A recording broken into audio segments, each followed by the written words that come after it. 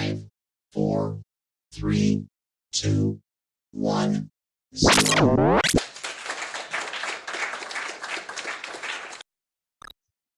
Selamat datang dan selamat bertemu kembali dengan saya, Bonifacius Sambo, dalam acara Ba Omong Asik Show, Ba Omong Asik dan Inspiratif. Halo teman-teman semua, apa kabar? Semoga berjumpa dengan teman-teman dalam kondisi yang sehat, semangat, dan tentunya ceria. Dan kali ini teman-teman, saya sudah menghadirkan seorang narasumber yang mungkin di kota Waingapu sangat populer. Siapa orangnya? Silakan kita bisa berkenalan. Halo Umbu, apa kabar ini? Malam. Ya, dengan Selamat malam Pak Guru. Tadi dengar Pak Guru ini, saya ingat dulu. ingat siapa? Tidak, apa? Pas acara radio tuh, nah. Oh, Ada satu yang. ya kayaknya telur serius kok untuk ukuran Umbu. Dulu yang pernah bawa acara berpacu dalam Oh, gede. Oh, ini siapa ya? Ini siapa? Zaman dulu. Kus, apa? Kus Hendratmo. Iya. Kus Hendratmo. Tonton. Iya, tapi jauh beda lah. Gapnya sangat jauh. Nah, tapi ini kan kita konsepnya kan bawa omong asik dan sekaligus bisa memberi inspiratif. Sebelum kita memulai, kasih kabar dulu di teman-teman atau sapa dulu bagaimana? Oke, selamat malam teman-teman penonton podcast. Bawa omong asik, bawa omong asik, Nonton podcast bawa omong asik show. So, Ya, ada show-nya. jadi ini kamar kreatifnya Pak Guru Sambo. Iya, siap. Kamar kreatifnya ditulisan sekarang di Oh iya, lebih ke sini. Jadi naik tangga dia. tidak juga sih. Hanya mengembangkan hobi. Jadi teman-teman, kalau biasanya saya selalu mengundang narasumber yang serius, narasumber yang berbicara tentang pendidikan, yang lain-lain. Sebenarnya narasumber ini bergerak dalam semua aspek. Jadi bergerak dalam semua aspek, tapi ya kita harus tapi santai. Jadi di ini kali juga beliau juga boleh saya izinkan merokok. Jadi dan saya tidak boleh merokok. Nanti anak-anak yang nonton ini Pak Guru ini kenapa suka setunjuk kita ajar kita merokok lagi. Yeah. Tapi kalau narasumber boleh. Yang penting Umbu jangan kampanye politik ya. Itu karena sudah kampanye nilai. Oh, kampanye nilai. Oke, mantap. Jadi aktivitasnya apa ini Umbu selama ini? Aktivitas memang pasca setahun terakhir ya, Pak. Setahun terakhir Ya masih seperti biasa lah, masih pekerjaan utama itu masih sebagai seorang staf ahli. Staf ahli apanya? Bupati. Oh, DPRD. Kabupaten Sumba Timur, terus lagi senang-senangnya bikin film. Terakhir yang kami jalan di Papua. Yang dapat turbulensi yang luar biasa. Papua, terus filmnya saja putar sampai di Jakarta. Wah, luar biasa ya. Terus karena kita di rumah sambil nunggu jadwal sidang, kan namanya kita sidang kosongnya kayak. Iya. Jadi ada narik ojol, Maxim. Ada narik ojol juga ini. Dan ini apa ya istilahnya yang untuk sosial punya sosial experience? Tidak, bukan. Tapi ini hobi atau bagaimana? Bukan sih, jujur. Jangan tutup ya. Tipis-tipis bagus. Oh iya. Kayak gitu, minimal bisa beli rokok lah, atau pulang-pulang beli sayur kayak begitu. Luar biasa. Sekarang sudah beda konsep, beda cara berpikir, beda yang dulu. Jadi tidak bagus. Cara kita sama. Masih ngamuk-ngamuk di kepala sama. Hanya cara mengeksekusinya. Yang beda.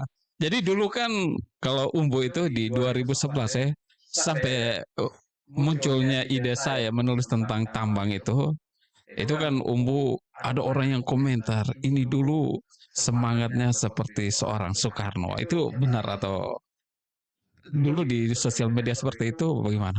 Benar atau tidak? Saya pernah baca ya lagi di grup apa dulu ya, yang dibuat oleh Umbu juga waktu itu. Kalau Soekarno tidak.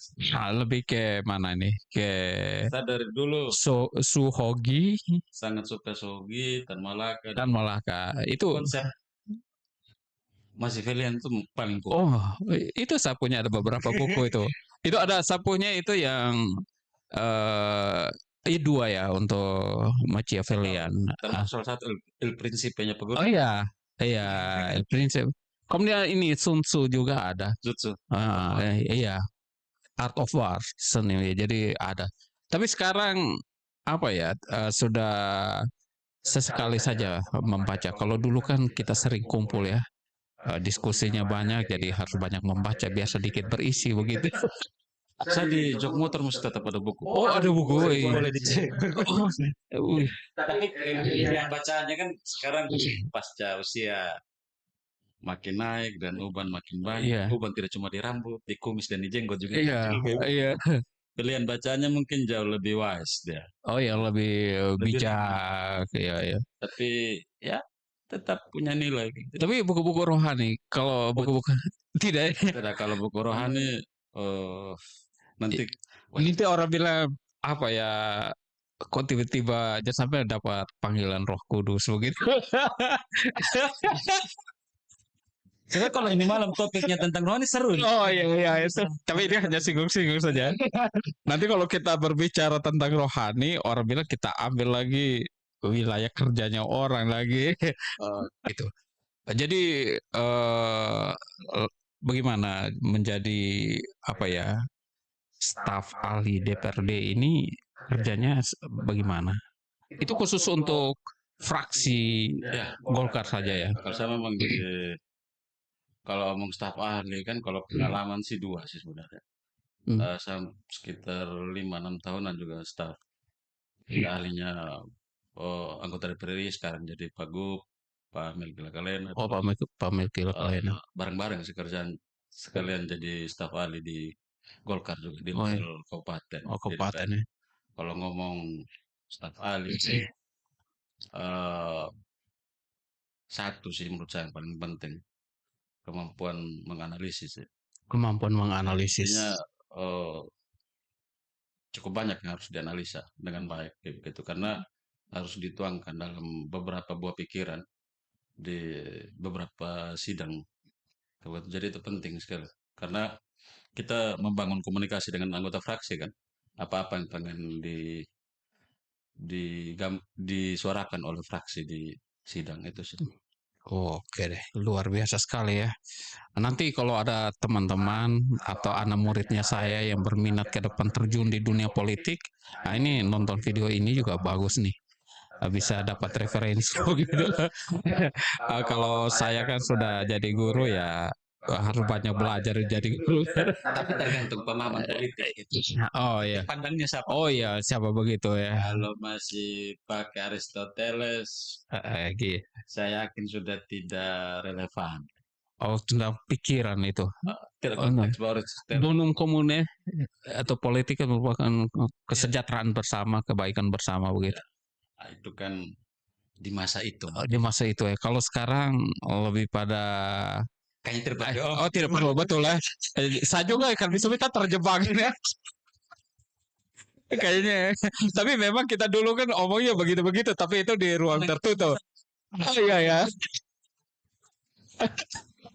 Dulu kan kita di ruang tertutup omong politik. Teman-teman yang nonton ya.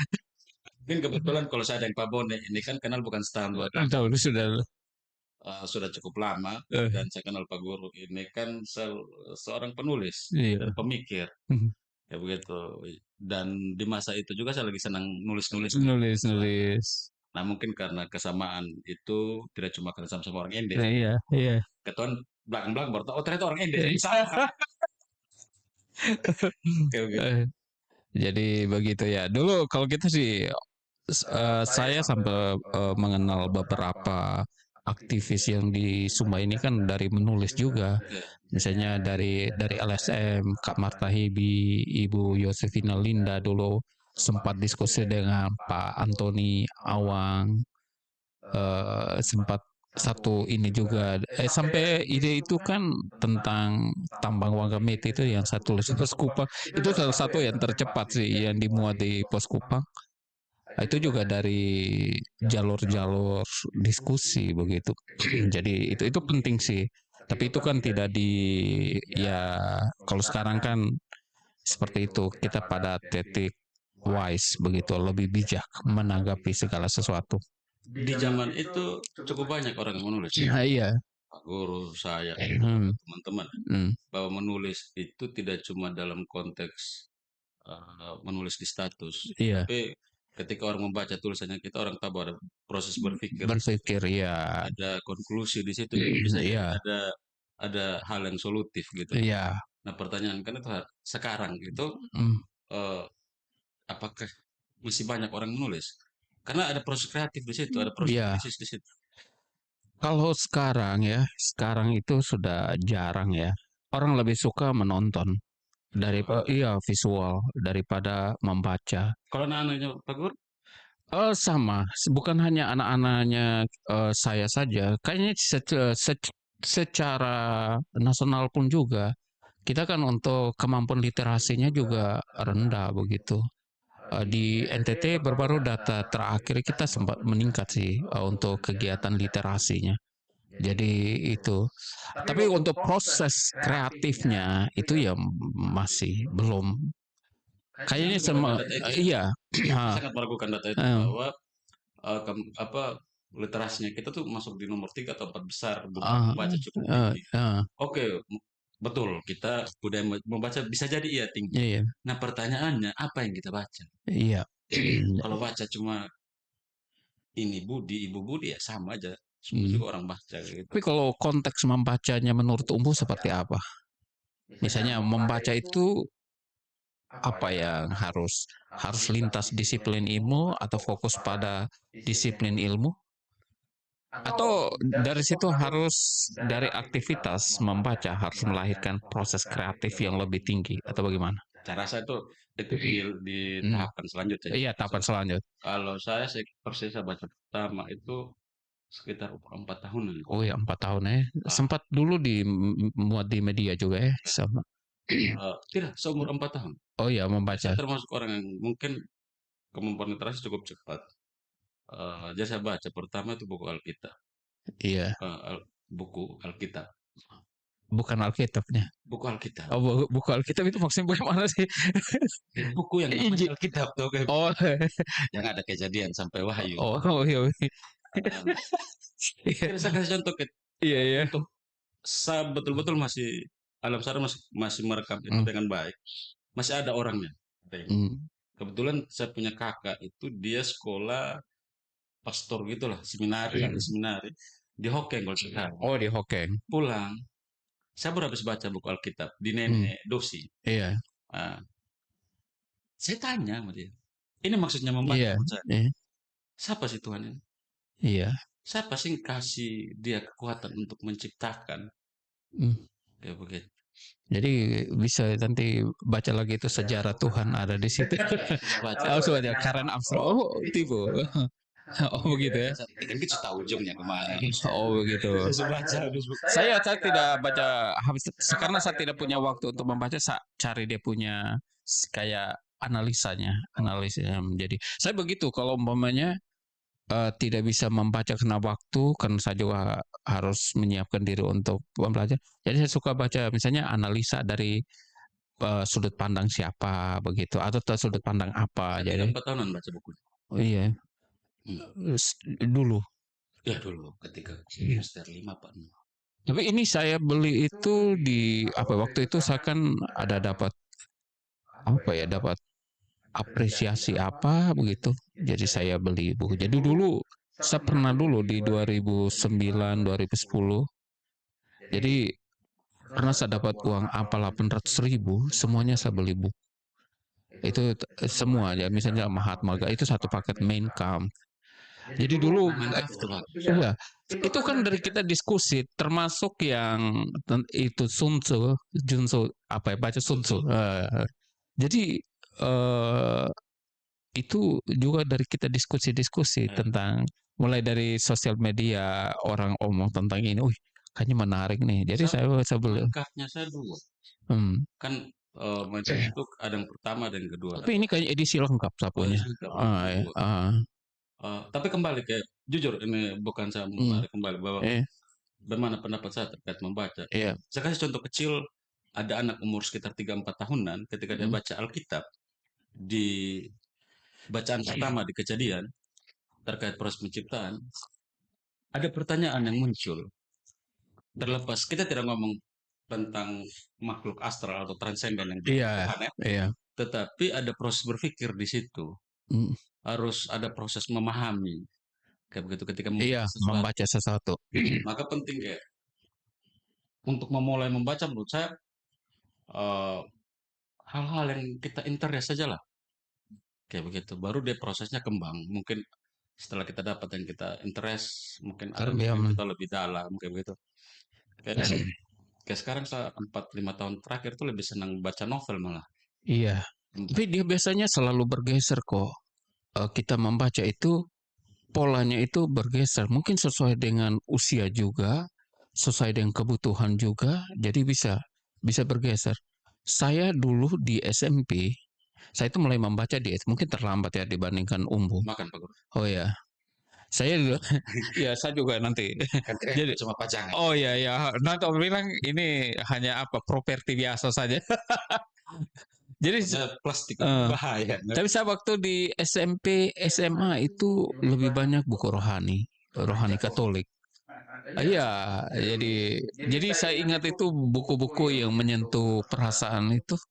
Tapi pertanyaannya, Pak Guru percaya Tuhan tidak? Percaya dong. Saya tidak mungkin lari sebagai menjadi bagian dari kelompok ateis. Iya. Tapi ini yang menarik, ini diskusi yang menarik. Jadi ya kita masing-masing persepsi dong. Jadi tidak sama Tuhan. Iya. Tapi kan biasa ke gereja juga kan. Saya ingat Umbu dulu di beberapa waktu saya masih di Kampung Jawa. Kalau ke gereja kan selalu duduk di belakang di pojok-pojokan. Mungkin tidak mau disorot orang ya. Di Alkitab, di Injil. Yang dipilih bukan orang yang paling takut dengan patung atau paling patung. Oh, yang dipilih orang-orang yang duduk di belakang kan? Iya, yang biasa di depan kan yang Farisi. Iya deh. Iya, jadi kalau sekarang kan kita tidak tahu dunianya kan sudah sekarang itu kan semua itu bisa berwarna. Jadi bisa kadang kecenderungannya juga yang paling banyak berhikmat itu banyak juga salahnya begitu. Yang paling banyak berhikmat. Bukan prerogatif. Iya.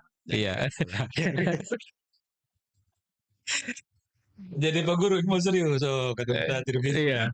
Tapi saya juga saya cukup adaptif dengan teman-teman narasumber begitu. Itu bagusnya. Kenapa dari dulu saya senang dengan Pak Guru. Mungkin kalau untuk beberapa orang Pak Guru mungkin terkesan sangat kaku karena orang lihat saya pertama itu kaku, serius, sombong begitu. Tapi mungkin karena saya punya interest dengan orang yang punya tahapan berpikir yang baik, jadi begitu, pembaca yang baik, sehingga ya saya juga mungkin jadi cerminnya saya. Kan mungkin ketika saya mungkin belum membaca buku A misalnya, Pak Guru sudah membaca bukunya. Karena tidak perlu saya baca juga dengan bangun kita diskusi, punya gambaran buku ini seperti ini.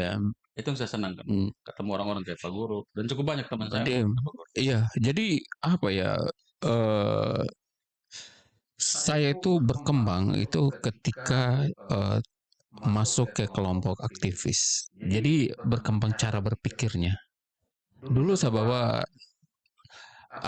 hidup itu satu arah. Tapi ketika saya bergabung dengan kelompok-kelompok aktivis dari panahnya kayak Kak Martha Heby, mereka cara berpikirnya itu kan unik kan, bisa pakai unik ya. Kemudian teman-temannya ini mereka kan aktif 98 Jogja ya kayaknya ya, kelompok. Jadi di situ baru saya tahu, ternyata ketika kita di luar itu tidak boleh kaku, kita harus lebih fleksibel, dinamis. Benar. Kemudian kita harus bisa menerima atau adaptif dengan kondisi di sekitar kita. Jadi dari situlah kemudian mulai bertemu, kumpul dengan umbu, mulai diskusi. Kadang kita kan diskusi sampai dini hari, jam 4. Zaman-zaman dulu ya. Disitulah saya banyak Keluarga lah pokoknya. sebelum berkeluarga. Tapi sempat itu berkeluarga juga dulu, masih muda lah. Maksudnya umur belum sampai kayak 40-an. Masih di 3 ini. Tapi apa yang kita bisa dapatkan bahwa kita itu ilmu yang kita kita semaikan dari dulu akan kita panen di 10-15 tahun yang 5-10-15 tahun yang akan datang. Dan ilmu itu akan dia kayak ini ya, kayak kita membuang tanah di kolam, dia akan mengendap di dasarnya. Itu pengetahuan, pengalaman itu yang membentuk kita. Itu mungkin ada unsur apa? Teori konstruktivisme. Kalau saya lihat kita Oh, yang apa perumpamaan talenta. Talenta ya. Ya sama saja percaya itu saya bahwa segala sesuatu yang kita baca sebenarnya itu akan bermanfaat. Kan dia simpan betul di alam bawah sadar. Iya, alam bawah sadar. Tetapi ada logika yang saya ketemu secara tidak sengaja. Kenapa saya sangat cenderung suka ngobrol dan diskusi. Iya. Jadi kalau mau semakin banyak ada hal yang masuk, kau juga harus semakin banyak mengeluarkannya. Iya. Kayak begitu. Kau keluarkan biar ada ruang untuk masuk terus. Itu sih. Jadi tapi itu deh. Kembali ke masalah faktor usia itu betul. Iya, mempengaruhi. Iya. Tidak cuma sudut pandang, tapi kebijaksanaan juga. Itu yang sangat terasa sistem metabolisme tubuh. Oh iya. Iya, karena kalau dulu mungkin zaman muda kurang istirahat. Jadi sekarang juga saya pribadi itu juga mengatur waktu untuk tidur. Jam 12 malam tuh. Oh iya, jadi ada tubuh kan kalau kita nonton podcastnya Dokter Sapatirta itu butuh recovery. Jadi begitu. Butuh ini karena di tubuh juga butuh alkohol. Iya. Hanya ini tidak ada moke nih nanti. Iya. Jadi apa ini kita mau? Silakan Pak Guru mau. Iya. Mungkin. Kalau bagaimana kegiatan-kegiatan di sosial kayak dulu bagi-bagi buku, bagi-bagi itu sudah tidak ya? Kalau itu kan pakai mesinnya anak humba. Iya dulu. Iya anak humba itu bagaimana sekarang? Kebetulan saya punya mungkin informasi sedikit jadi punya komunitas binaan. Iya. Sudah 12 tahun loh. Masih aktif? Masih sangat aktif. Produktif? Kita punya tagline dari bernafas. Iya. Kita sudah 12 tahun.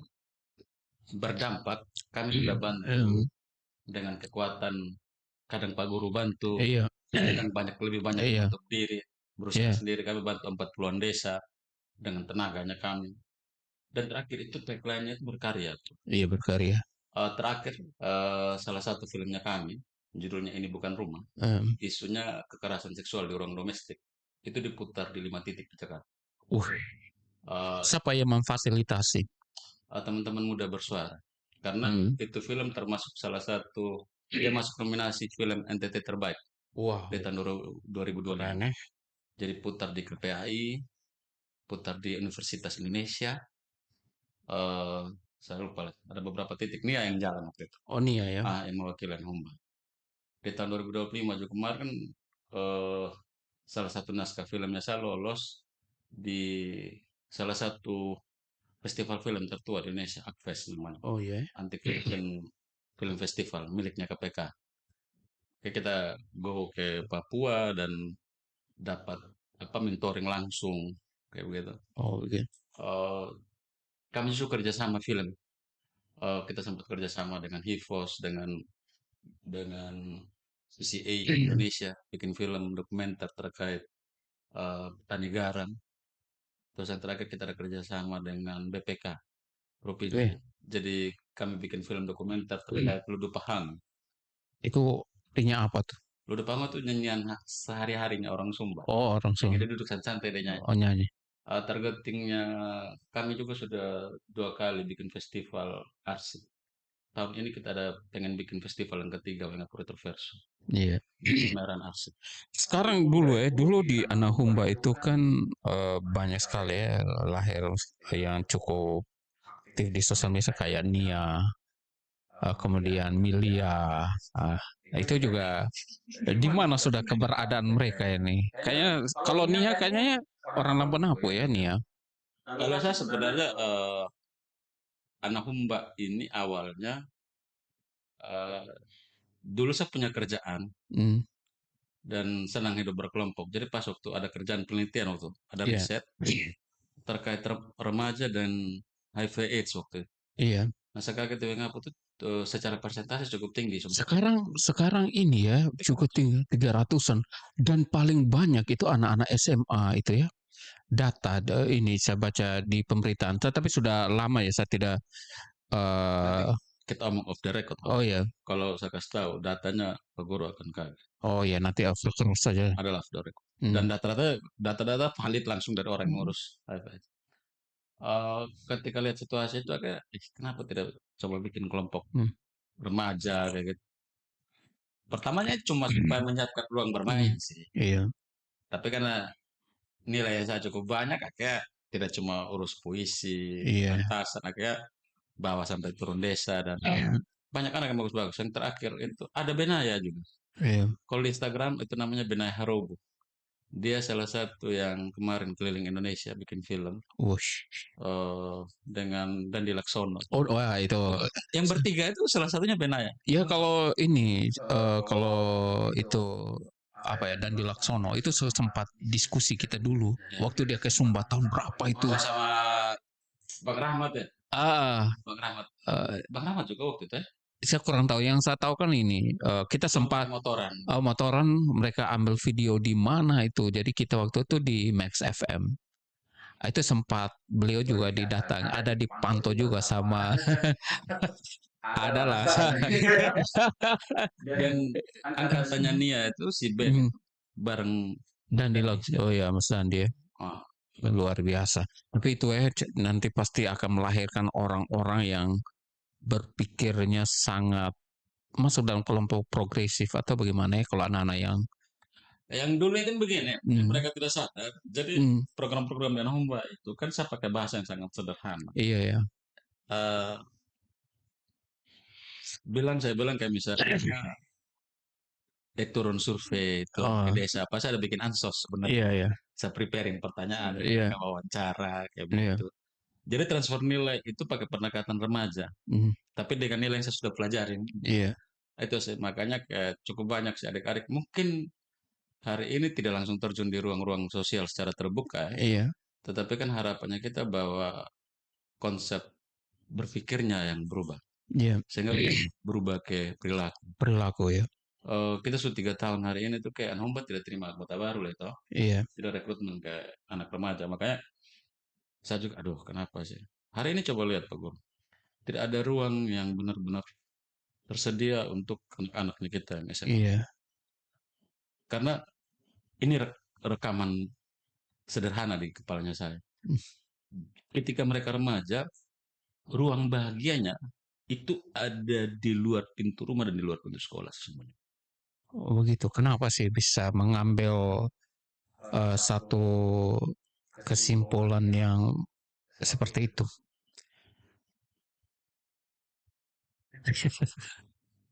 Mungkin di rumah terkekang atau sekolah tidak menyediakan suatu ruang boleh ruang katarsis untuk menyalurkan hobi, ide, bakat dan minat atau seperti apa? Pertanyaannya kurikulumnya kita cocok tidak untuk anak-anak gitu? Ya, kalau saya kebetulan di kurikulum, jadi memang kita kan sekarang dia cocok untuk orang Jawa. Sebenarnya dia dalam saya pakai yang bahasa yang normatif ya. Jadi sebenarnya relatif.